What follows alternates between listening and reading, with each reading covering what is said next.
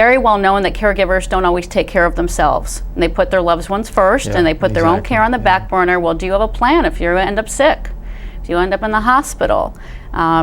If you end up in a car accident on your way to take care of your family member? We're going to go through some scenarios and give some folks tips on how to prepare. And then we have Sergeant McHenry with the police department talking about Project Lifesaver and the what if your family member who has dementia wanders from home and is lost.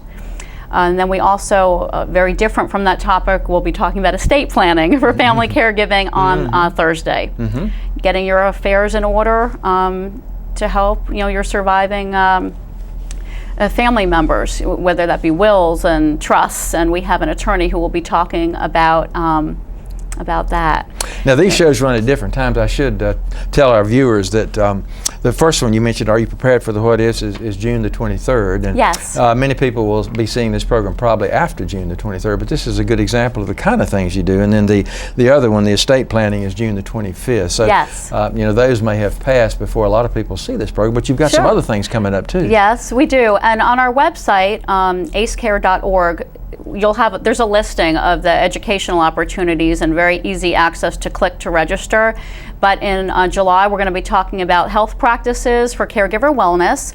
That's going to focus on good nutrition, proper nutrition, and we're going to be offering chair yoga. So there's just going to be talking about different ways to keep yourself well. We're also going to be talking about understanding and responding to dementia behaviors, because that is a form of communication, and that can be real distressing to caregivers when they don't know how to respond. We're going to be talking about that. One of the other educational offerings that we do at ACE is twice a year we offer powerful tools for caregivers.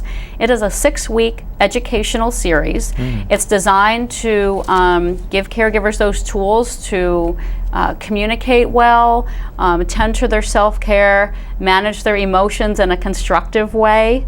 We do brainstorming, and there's a lot of sharing, and we are going to be doing that starting September 24th.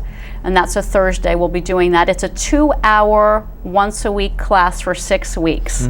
We do that in the fall, and then we do it in the spring. And in the spring, we generally do it in the evening. Now, do people need to register in advance for these? Yes, they do, especially something like Powerful Tools. That is a space-limited type situation. But if someone, for the other ones that I've mentioned, if they forget to register, it's certainly okay to just kind of show up. And the other thing that I'll mention that we do under caregiver education is we have 2 retreats.